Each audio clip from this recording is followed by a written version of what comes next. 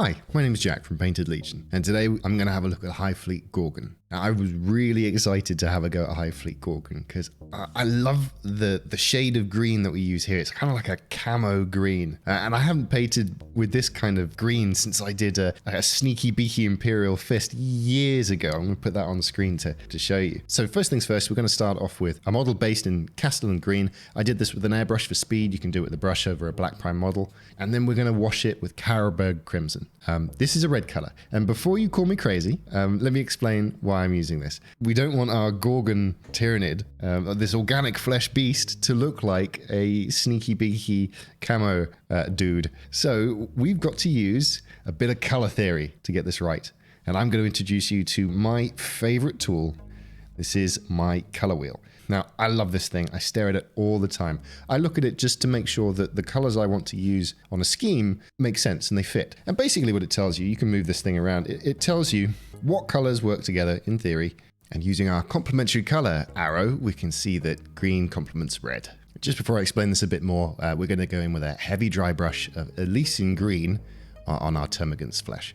Now, you do need to be careful with red and green because otherwise you can make your models look festive, as I did with this custodian card, where I painted red and white, and it's going to look awesome. And I was like, oh, what goes with red? Oh, I'll use green. And then the second I sent this to my brother, I'm like, oh, look, what is it? What do you think? He goes, it looks like Christmas. I was like, oh. And that's the last time I painted those. I never painted custodes ever again. I never painted these in this color ever again. But this is a fun way to use red because it's not a particularly powerful red. And once it goes over this green, it's not going to be very obvious that we use red, but it's going to give a very slight, well, the tone it adds to our green is going to give it a more lifelike feel, which is what will prevent it from looking like the armor of that Space Marine I was showing earlier. So where the Elysian green was quite a heavy dry brush, we're going to do a much, much, much lighter dry brush of Ogre Camo here because this is quite a light color and we're just catching those raised details. We don't want to go too bright because we still want to keep that contrast between what's going to be quite a light colored carapace, chitin. And I'm focusing most of my brush strokes in a downward motion so that the paint is going to go on where the light would hit naturally on the model. Okay, and there's the finished dry brush skin. You can see we get a wonderful range of colors on there. And I've also painted the details, the tongue, the teeth, the eyes, the gun, the hoofs, and the claws in black. Now we're going to base our chitin with Zandri Dust. Zandri Dust is a good paint. It's a good paint. It covers really well. We should only need about two thin coats of this to go onto the model. As with any base paint, you do need to water it down just a little bit. And the newer the pot is, the less you're going to need to water it down. And you're going to make sure that it's going on smoothly. You can see my brush, when I'm passing my brush over a part of the model, it's still slightly translucent. So it's not completely opaque. I'm getting a little bit of that green showing through, which is fine. That's where we're going to go in with another coat of it when it's dry. Don't keep going over a layer of paint because all you're doing is moving the pigment around on that surface. You need it to dry first and dry fully before you do your next layer. So we're going to go with 2 layers over all of our chitin, the gun chitin and the termagant chitin. Okay, now I'm using Skeleton Horde and I have watered this down or diluted this with some contrast medium. The more I painted this, the more Skeleton Horde I mixed into this mixture. I don't think you need to water this down at all. I don't think you need to dilute this Skeleton Horde at all. I think it will work fine out of the pot. And what I'm doing is I'm painting this into the crevices of the model. And actually what I'm doing is because it's so diluted, I'm washing it over the whole of the armor panels to get some shading. So you could do what I'm doing here and do several layers, or you could just go in with pure Skeleton Horde and be careful to paint it into the cracks and not onto the rest of the armor panel. And to highlight it, I'm going to use Ushabti Bone, and I'm using this neat from the pot. It's not a particularly old pot I've got, so I can do this. If you are struggling to get paint onto the model, if it's not flowing off nicely, you might need to water it down a bit. And I'm doing that feathering motion that I always do for all my Tyranids. Here's a rough diagram for how I'm placing the brush strokes. You need to hold your brush somewhere between perpendicular and 45 degrees to the model, whatever's comfortable to you, and you're doing a quick feathering motion along the edges of the armor panels to give you that organic striation effect. and texture. Perhaps not so important for the newer models because they're so well sculpted. They've got lots of texture on them in the sculpt, but definitely on the older models, important to do because there's a lot of flat space on those old Tyranid models. But either way, even on these new ones, it's a really brilliant technique to use. Gives it a lot of life, a lot of character, and it's a quick and easy one to learn. And whilst we're doing this, just want to say a big thank you for the support I've had so far. People have put some really kind comments on a lot of these videos.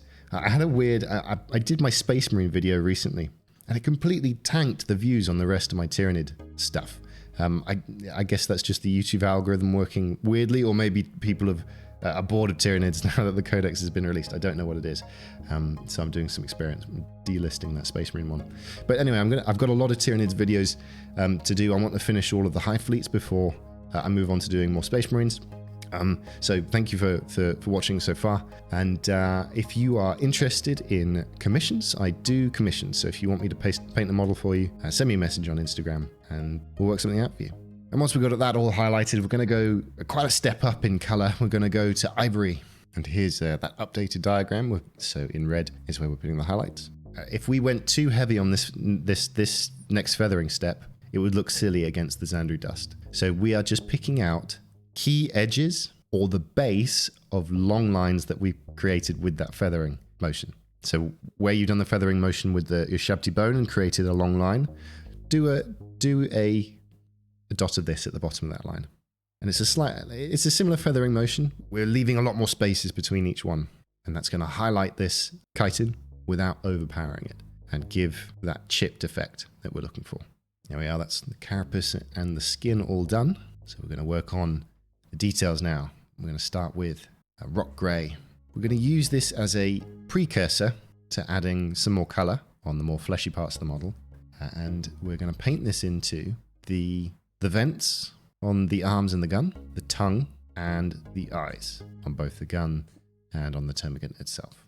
And we'll also put it onto the gun pipe that we get on the back of the gun. And once we've done that, we're going to use our Flesh Terrors contrast paint. I'm going to paint in all those details with that color. And we're making the most of our green. Because we've got the red washed into the green, this is going to fit really well because we've got that matching color and we've got a hint of red on our flesh already. So this is going to match really well. So after covering all those, again, we're going to try and pull this away from being too festive, and we're going to grab Kislev flesh. Now, highlighting a color, depending on how you highlight it, can completely change how the color reads. So if we highlighted this with a lighter red or an orange, it would look like a different kind of material than the fleshy material that we're going for here. So if we highlight it with this peachy colored Kislev flesh, it's going to read more as a fleshy color. Now for this, I do not have much of this Kislev flesh on my brush at all. I've wiped most of it off onto a piece of kitchen paper, and I'm just brushing it over. It's kind of it's an overbrush, which is similar to a dry brush, but we're not wiping as much of the paint off in the same way that we do with dry brushing. And we're just brushing this over the main details in those vents, on the gun pipe. And then when we're highlighting the tongue, we're doing a quick dabbing motion along the side, along the edge of the tongue. And it'll give it some texture and make it look organic. And then with that all done, we can work on the black parts of the model. We're going to pick up Skaven Blight Dinge. There's a grey paint with a little bit of brown in it. So a really good color to use here. And we're going to highlight the black parts on the gun and on the talons and the hooves. On the gun, I'm just picking out the parts of the gun that I think would reflect most light, or where there's too much black and there needs to be a bit of a highlight, and it's a little bit of edge highlighting as well, particularly around the eyes and the vents on the gun. And then on the talons, it's really easy on the talons. You're just drawing a brush against those sharp edges on the talons. And on the hooves, I'm doing a sort of feathering motion, similar to how we did it on the chitin, along the edge of the hoof. And we're also going to do the teeth the same color. So we're doing a line of Skaven Blight Dinge on each of the teeth, making sure that black's showing between each of those lines to give definition between each tooth.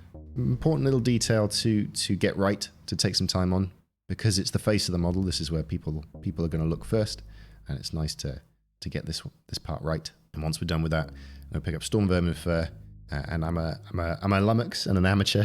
So this particular part of the highlighting, I wasn't in focus at all.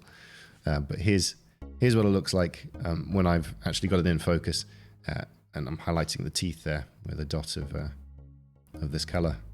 But we're highlighting it more or less in the same way we were doing with the Skaven Blight Dinge. We're just covering less. And there's the highlighting all done. Almost done with the model now. Just a couple of details. Just the eyes left, actually. And we're going to go in with my favorite combination, Troll Slayer Orange and Euro Yellow.